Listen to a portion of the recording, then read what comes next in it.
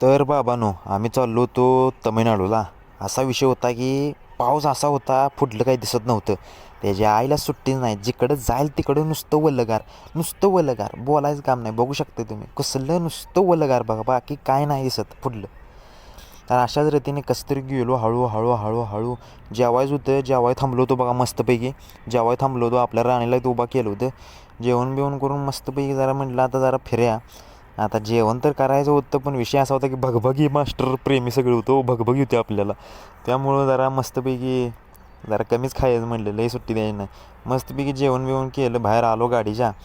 त्याच्या आयला आता म्हटलं गाड्या हाणायला लागत्या. गाड्या हाणली. राजस्थान रोडला लागलो होतो. पाग असं नुसतं येट उठला होता गाडीत, नुसतं गरम वाफ येत होत्या. इकडं लई गरम आहे बाबानो. मला असं वाटतं की थंडा थंडा कुलकुल पावडर घेऊन यायला लागते सोबत. सुट्टीच नाही. जे नॉनस्टॉप सकाळी हांडली गाडी केली राजस्थानमध्ये उभा बघा. आता म्हटलं राजस्थानमध्ये पोचले, म्हटलं चहा बिस्कुटचं जरा नियोजन लावायला लागते.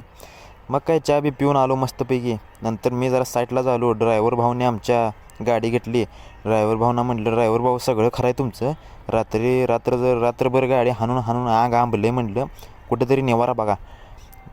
मग काय ड्रायव्हर भाऊ बोलले घेतोच, लगेच घेतो, थांबले काय काळजी करू नको. मग काय गेलो फायनली. गाडी साईडला घेतली, जरा आराम करूया म्हटलं. आराम घेत असताना कळालं की खालचा भाग गेला आहे कामातनं. कुठंतरी ताणून द्यायला लागते एक पायवर करून. मग काय गाडी घेतली साईडला, मस्तपैकी ताणून दिलं. आणि मस्तपैकी जरा असा निवारा बघत आहे का नाही, दिलं ताणून. तर भावांनो, कसा वाटला ब्लॉग, लाईक करा, शेअर करा, सबस्क्राईब करा. इथून पुढे रोज पडत राहतील.